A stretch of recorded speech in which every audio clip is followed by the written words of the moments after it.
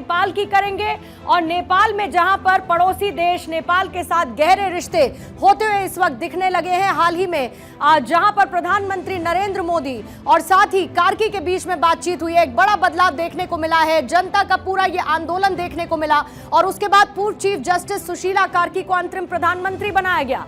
कार्की के अंतरिम पीएम बनने के बाद भारत के प्रधानमंत्री नरेंद्र मोदी ने उनसे फोन पर बात की है और यह बातचीत दोनों देशों के बीच दोस्ती को और मजबूत करने का एक बड़ा कदम है। प्रधानमंत्री नरेंद्र मोदी ने नेपाल में हाल ही में हुई दुखद घटनाओं पर दुख भी व्यक्त किया और नेपाल में शांति और स्थिरता बहाल करने के लिए भारत के अटूट समर्थन का भरोसा दिया। और उन्होंने नेपाल के राष्ट्रीय दिवस के मौके पर सुशीला कार्की और नेपाल के लोगों को शुभकामनाएं दी हैं। और इससे पहले भी प्रधानमंत्री ने सुशीला कार्की को नेपाल की अंतरिम सरकार का प्रमुख चुने जाने पर पहले एक्स पर पोस्ट करते हुए बधाई दी थी। प्रधानमंत्री मोदी ने नेपाल की प्रधानमंत्री सुशीला कार्की से जो बात की, उसके बाद वो लिखते हैं कि heartfelt congratulations to the honourable Mrs Sushila Karki upon assuming of the office of prime minister of Nepal's interim government. India is fully committed to the peace, progress and prosperity of Nepal brothers and sisters. ये 13 सितंबर का tweet है जो प्रधानमंत्री ने जिसका जिक्र किया था कि कार्की की जिम्मेदारी संभालने के बाद। और साथ ही उसके बाद अब लिखते हैं, Narendra Modi had a warm conversation with Sushila Karki, prime minister of interim government of Nepal, conveyed heartfelt condolences on the recent tragic loss of lives and reaffirmed India's steadfast support for her efforts to restore peace and stability. Also, I extend warm greetings to her and the people of Nepal on their National Day tomorrow.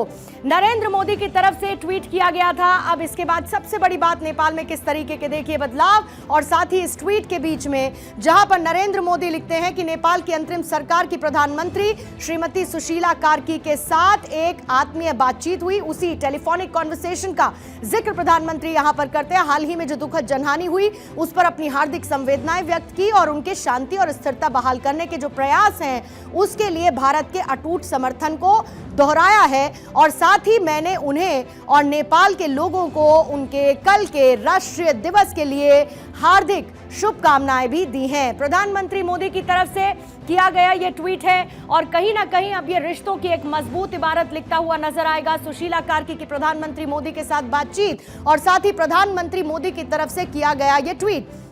इससे पहले आपको याद होगा कि 13 सितंबर को मणिपुर की राजधानी इंफाल में भी एक जनसभा हुई थी और इस जनसभा के दौरान प्रधानमंत्री मोदी ने संबोधित करते हुए सुशीला कार्की की नियुक्ति को महिला सशक्तिकरण का एक शानदार उदाहरण बताया था।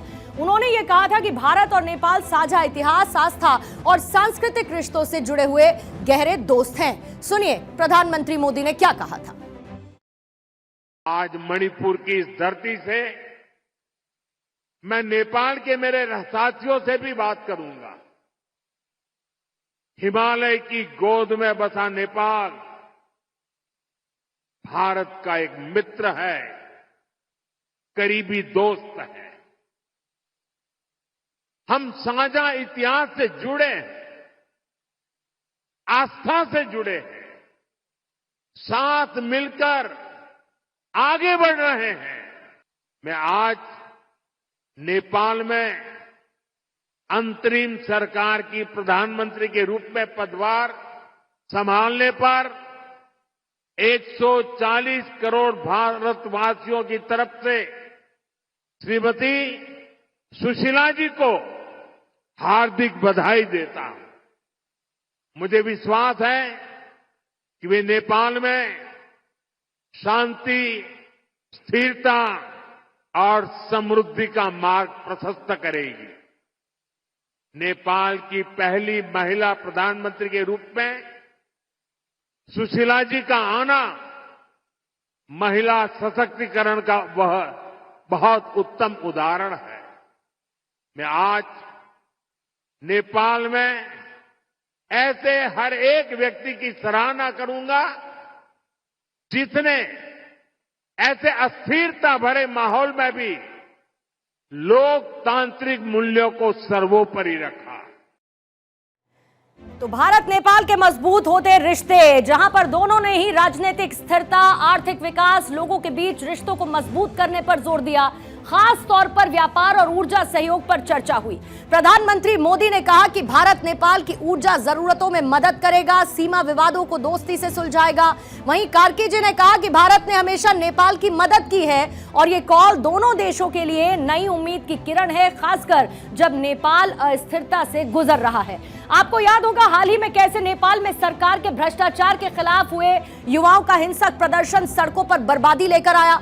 इस प्रदर्शन के दौरान कई युवा थे जिनकी जान भी गई और प्रदर्शन के दौरान युवाओं ने जहां पर पूर्व प्रधानमंत्री को दौड़ा दौड़ा कर पीटा और उन्होंने पूर्व प्रधानमंत्री की पत्नी को जिंदा जला दिया। जो तत्कालिक प्रधानमंत्री केपी शर्मा ओली थे, उनकी सरकार चली गई, उन्हें इस्तीफा देना पड़ा, यहां तक कि उन्हें देश छोड़कर भागना पड़ा, जिसके बाद नेपाल की जनता ने राज्य की बागडोर दी सुशीला कार्की के हाथों में। दोनों देशों के लेकिन रिश्ते और व्यापार किस तरीके के रहे हैं, आइए आपको पॉइंट वाइज पॉइंट समझा देती हूं।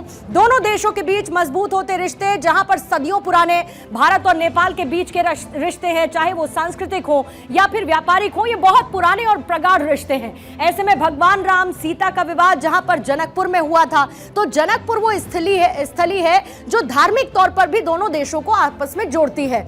आज ये नेपाल में है और इसीलिए नेपाल और भारत की मजबूती इन रिश्तों के माध्यम से भी, धार्मिक रिश्तों के लिहाज से भी साफ तौर पर दिखती है। वहीं बौद्ध धर्म के संस्थापक गौतम बुद्ध का जन्म जो है लुम्बिनी में हुआ था। बौद्ध धर्म को मानने वाले जहां पर नेपाल में है, भारत में भी बौद्ध धर्म को पाने वाले और उनको समझने वालों की संख्या काफी है। अब वो भी लुम्बिनी नेपाल का ही हिस्सा है। ऐसे में धार्मिक लिहाज से दोनों देशों के बीच एक आपसी जुड़ाव है और वो सदियों पुराना जुड़ाव दिखता है। आधुनिक रिश्तों की शुरुआत जो है दोनों देशों के बीच में वो 1950 के दौरान हुई, यानी सांस्कृतिक और जो पुराने लगाव थे उसके साथ आधुनिक रिश्ते भी बदले, जब दोनों देशों ने शांति और मित्रता की संधि पर हस्ताक्षर किए। यानी मित्रता बरकरार रहेगी और शांति को भी बरकरार रखा जाएगा। और ऐसे में किस तरीके की तस्वीरें जब वहां पर देखिए, एक तरफ बदलाव की उम्मीद इस बात की जताई जा रही थी सुशीला कार्की के आने के बाद देश में स्थिरता आएगी और वो आई भी। यानी ये रिश्ता सिर्फ संस्कृति का नहीं, रक्षा का भी है। भारतीय सेना में जहां पर नेपाली गोरखा सैनिकों की रेजिमेंट है और करीब 32,000 नेपाली युवा भारतीय आर्मी में सेवा देते हैं और हर साल सूर्य किरण नाम का एक संयुक्त सैन्य अभ्यास होता है जो कि 2025 में भी दिसंबर और जनवरी में देखने को मिला था।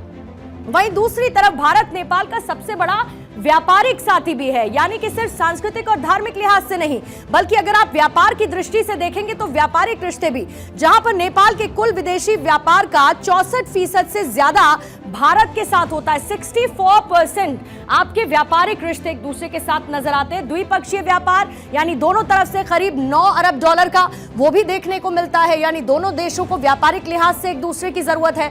जहां भारत ने नेपाल को 8 अरब डॉलर का सामान निर्यात किया और ये आंकड़ा बीते समय के साथ बढ़ता हुआ भी देखने को मिला, जो कि अब 8 अरब डॉलर तक जा पहुंचा है। वहीं जब नेपाल ने 10.8 अरब डॉलर का आयात भारत के साथ किया है, तो दोनों ही तरफ के व्यापारिक रिश्ते समय के साथ मजबूत हुए, बदलते भी चले गए। दोनों देशों ने अपनी प्रतिबद्धता को भी जाहिर किया। नेपाल भारत को जड़ी बूटियां, चाय, कालीन और हस्तशिल्प बेचता है। यह है नेपाल का व्यापार भारत के साथ। लेकिन भारत का क्या है? भारत नेपाल को पेट्रोल, दवाइयां, मशीनरी, खाने पीने का सामान, ये सब कुछ भारत की तरफ से दिया जाता है, जो कि बदस्तूर जारी भी देखने को मिला है। ये भारत और नेपाल के बीच के व्यापारिक रिश्ते हैं और इन्हीं व्यापारिक रिश्तों को और ज्यादा बल और मजबूती देने की कोशिश दोनों देशों की तरफ से आने वाले समय में भी देखने को मिलेगी। लेकिन व्यापार जो है वो सिर्फ सामान का आदान प्रदान नहीं करता है। भारत नेपाल को तीसरे देशों से व्यापार के लिए एक ट्रांजिट सुविधा देता है, यानी नेपाल का सामान भारत के रास्ते समुद्र तक जाता है और दोनों देशों के बीच मजबूत होते रिश्ते। प्रधानमंत्री नरेंद्र मोदी की तरफ से कही गई बातें ये बताती हैं कि आने वाले समय में रिश्ते और ज्यादा मजबूत होंगे।